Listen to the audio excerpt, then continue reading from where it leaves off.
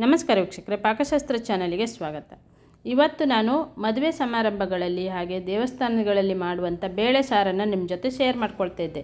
ನೀವು ಒಮ್ಮೆ ಈ ರೀತಿ ಬೇಳೆ ಸಾರು ಮಾಡ್ಕೊಳ್ಳಿ. ಖಂಡಿತ ದೇವಸ್ಥಾನ ಮದುವೆ ಸಮಾರಂಭಗಳಲ್ಲಿ ಮಾಡುವಂಥ ಬೇಳೆ ಸಾರನ್ನು ನಾವು ಮಾಡ್ಕೊಳ್ಬೋದು. ಸೂಪರ್ ಟೇಸ್ಟ್ ಕೊಡುತ್ತೆ. ತುಂಬ ಸಿಂಪಲ್ಲಾಗಿಯೇ ನಾನು ಮಾಡಿ ತೋರಿಸ್ತಾ ಇರೋದು. ನೀವೊಮ್ಮೆ ಟ್ರೈ ಮಾಡ್ಕೊಳ್ಳಿ. ಮತ್ತೆ ಖಂಡಿತ ನೀವು ಬೇಳೆ ಸಾರು ಇದೇ ಥರ ಮಾಡ್ಕೊಳ್ತೀರಿ. ಬಿಸಿ ಬಿಸಿ ವೈಟ್ ರೈಸಿಗಂತೂ ಸೂಪರ್ ಕಾಂಬಿನೇಷನು. ಒಂದು ಅಗಳು ಬಿಡ್ದಂಗೆ ಬಟ್ಲೆಲ್ಲ ಖಾಲಿ ಆಗುತ್ತೆ.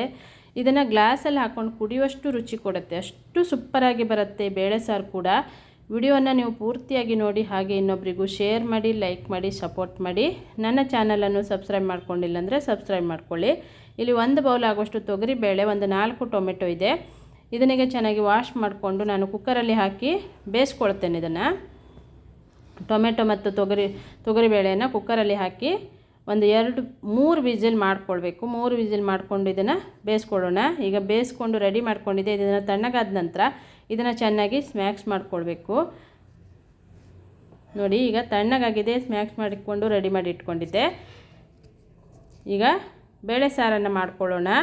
ಇಲ್ಲಿ ಒಂದು ಪಾತ್ರೆ ತೊಗೊಂಡು 2 ಸ್ಪೂನ್ ಆಗೋಷ್ಟು ಎಣ್ಣೆ ಹಾಕಿದ್ದೆ. ಮೊದಲು ಒಗ್ಗರಣೆಯನ್ನು ತಯಾರು ಮಾಡ್ಕೊಳ್ಬೇಕು. 1 ಚಿಟಿಕೆ ಆಗೋಷ್ಟು ಜೀರಿಗೆ ಹಾಕ್ತಾಯಿದ್ದೆ. ಹಾಗೆ 1 ಸ್ಪೂನು ಸಾಸಿವೆ ಹಾಕಿದ್ದೆ. ಒಂದು 5-6 ಎಸಳು ಬೆಳ್ಳುಳ್ಳಿಯನ್ನು ಜಜ್ಜಿ ಹಾಕಿದ್ದೆ. ಒಂದು ಅರ್ಧ ಈರುಳ್ಳಿಯನ್ನು ಹಾಕಿದ್ದೆ. ನಾನಿಲ್ಲಿ ಅರ್ಧ ಈರುಳ್ಳಿ ಅಷ್ಟೇ ಹಾಕಿರೋದು. ಒಂದು ಸ್ವಲ್ಪ ಕರಿಬೇವು, 1 ಒಣಮೆಣಸಿನ್ಕಾಯನ್ನು ಹಾಕ್ಕೊಳ್ಳೋಣ. ಚೆನ್ನಾಗಿ ಇದನ್ನು ಒಗ್ಗರಣೆಯನ್ನು ಫ್ರೈ ಮಾಡ್ಕೊಳ್ಬೇಕು. ಚೆನ್ನಾಗಿ ಮಿಕ್ಸ್ ಮಾಡಿಕೊಂಡು ಫ್ರೈ ಮಾಡ್ಕೊಳ್ಬೇಕು.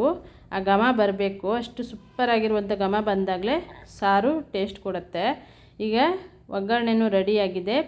ಈರುಳ್ಳಿ ಹಾಗೆ ಬೆಳ್ಳುಳ್ಳಿ ಎಲ್ಲ ಚೆನ್ನಾಗಿ ಫ್ರೈ ಆದ ನಂತರ ಈಗ ರೆಡಿ ಮಾಡಿ ಇಟ್ಕೊಂಡಂಥ ಬೇಳೆ ಮತ್ತು ಟೊಮೆಟೊವನ್ನು ಹಾಕ್ಕೊಳ್ಳೋಣ.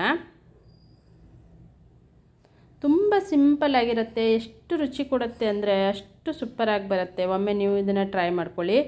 ನಾನಿಲ್ಲಿ ಒಗ್ಗರಣೆಗೆ 1 ಚಿಟಿಕೆ ಆಗೋಷ್ಟು ಇಂಗನ್ನು ಕೂಡ ಹಾಕಿದ್ದೆ. ಇಂಗು ಹಾಕಿರೋ ವಿಡಿಯೋ ಮಿಸ್ ಆಗಿದೆ. ಇಂಗನ್ನು ಕೂಡ ಹಾಕ್ಕೊಳ್ಳಿ. ಈಗ ಬೇಳೆ ಹಾಕಿದ ನಂತರ ಉಪ್ಪು, ರುಚಿಗೆ ತಕ್ಕಷ್ಟು ರಸಂ ಪುಡಿಯನ್ನು ಹಾಕ್ಕೊಂಡಿದ್ದೆ. ನೋಡಿ, ನಿಮ್ಮ ಪ್ರಮಾಣ ನೋಡಿಕೊಂಡು ಖಾರಕ್ಕೆ ಹಾಗೆ ರುಚಿಗೆ ಅನುಗುಣಕ್ಕೆ ತಕ್ಕಂತೆ ರಸಂ ಪುಡಿಯನ್ನು ಹಾಕ್ಕೊಳ್ಳಿ. ಯಾವುದೇ ರಸಂ ಪುಡಿಯನ್ನು ನೀವು ಹಾಕ್ಕೊಳ್ಬೋದು. ಇಲ್ಲಿ ಒಂದು 1/4 ಚಮಚ ಆಗೋಷ್ಟು ಬೆಲ್ಲವನ್ನು ಹಾಕಿದ್ದೆ. ಆರ್ಗಾನಿಕ್ ಬೆಲ್ಲ ಇದು, ಹಾಗಾಗಿ ಅದನ್ನು ಒಂದು 1/4 ಚಮಚ ಆಗೋಷ್ಟು ಬೆಲ್ಲವನ್ನು ಹಾಕಿದ್ದೆ. ಬೆಲ್ಲ ಬೇಡ ಅಂದ್ರೇ ಹಾಕಲಿಲ್ಲ ಅಂದ್ರೂ ಆಗುತ್ತೆ.